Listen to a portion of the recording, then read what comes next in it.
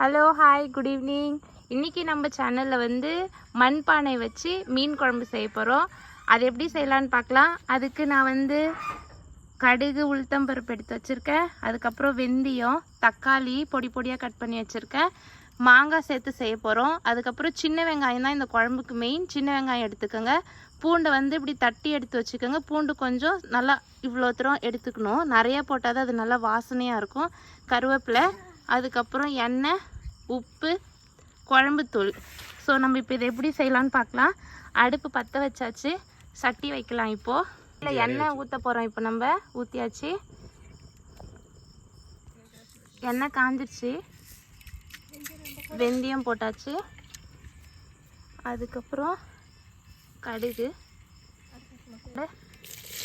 பூண்டு போட்டாச்சு, கருவேப்பிலை,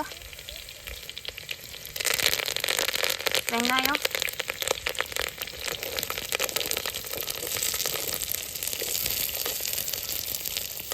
இது கொஞ்சம் நல்லா வதங்கி வரட்டும். அதுக்கப்புறம் நம்ம வந்து தக்காளி சேர்த்துக்கலாம். நான் வந்து இன்றைக்கி ஜிலேபி மீன் வச்சு தான் அந்த குழம்பு வைக்க போகிறேன். இங்கே பாருங்கள், நல்லா நீட்டாக க்ளீன் பண்ணி எடுத்தாச்சு. ஏரி மீன் நல்லா டேஸ்ட்டாக இருக்கும். அதுவும் இல்லாமல் இன்றைக்கி மண் சட்டியில் வேறு வைக்க போகிறோம்ல, நல்லாவே இருக்கும். அப்புறமா புளி கரைசல் நான் வந்து இந்த கப்பு ஃபுல்லாக கரைச்சி எடுத்திருக்கேன். ஏன்னா புளி வந்து நல்லா சேர்த்தா தான் மீனில் ஊற ஊற டேஸ்ட் நல்லாயிருக்கும். புளி வந்து கரைச்சி எடுத்து வச்சுருக்கேன். வெங்காயம் வதங்கிட்டே இருக்குது. வதங்கினோடனே நம்ம தக்காளி சேர்த்துக்கலாம். வெங்காயம் நல்லா வதங்கி வந்திருக்கா. இப்போ நம்ம வந்து தக்காளியை சேர்த்துக்கலாம். தக்காளி நல்லா பழுத்த பழமாக 4 பழம் எடுத்திருக்கேன். நீங்களும் நல்லா பழுத்த தக்காளியாகவே எடுத்துக்கோங்க. அது நல்லா வதங்கி வரணும்ல, அதனால தக்காளி வதங்கிறதுக்காக நம்ம கல்லுப்பு சேர்த்துக்கலாம். தக்காளி வெங்காயம் எல்லாமே நல்லா மசிஞ்சு இப்படி வதங்கி வந்திருக்கு இல்லையா. இப்போ நம்ம இதில் வந்து வீட்டில் அரைச்ச குழம்புத்தூள் தான் சேர்த்துக்க போகிறோம்.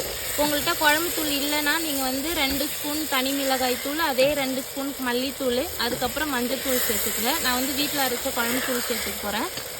இந்த ஸ்பூனால் 6 ஸ்பூன் வந்து குழம்புத்தூள் சேர்த்துக்கிறேன். ஏன்னா நம்ம மீன் வந்து ஒரு 10 மீனுக்கு மேலே சேர்க்கறதுனால அதில் மசாலா நல்லா சேர்ந்து வரணும்.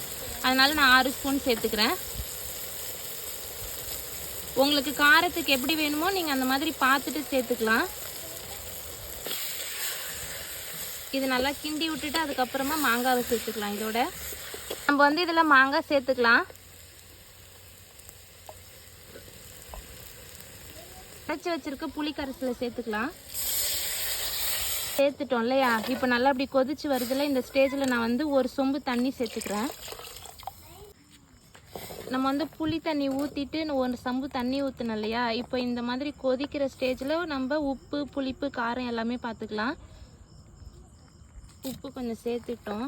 உப்பு இல்லை, ஏன்னா நம்ம வதங்குறப்ப கொஞ்சம் தான் உப்பு போட்டோம். இப்போ இது நல்லா கொதி வரட்டும். கொதிச்சுட்டு எண்ணெய் பிரிஞ்சு வர ஸ்டேஜில் நம்ம வந்து மீனை போட்டுக்கலாம். நல்லா கொதிச்சு வந்துருச்சுல. இப்போ இந்த ஸ்டேஜில் நம்ம வந்து மீன் சேர்த்துக்கலாம். கிண்டி விட்டுட்டு அதுக்கப்புறமா மீன் ஒன்று ஒன்றா சேர்த்துக்க வேண்டியது தான். மீன்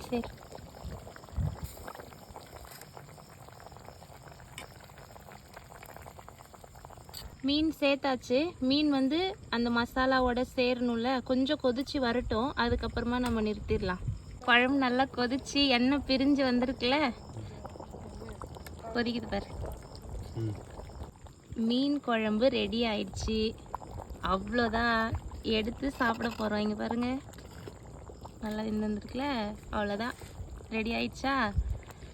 எப்படி இருக்குன்னு ட்ரை பண்ணி பார்த்துட்டு கமெண்ட்டில் சொல்லுங்கள். ஏன்னா நான் வந்து இன்றைக்கி பெங்களூர்லேருந்து ஊருக்கு வந்திருக்கேன்.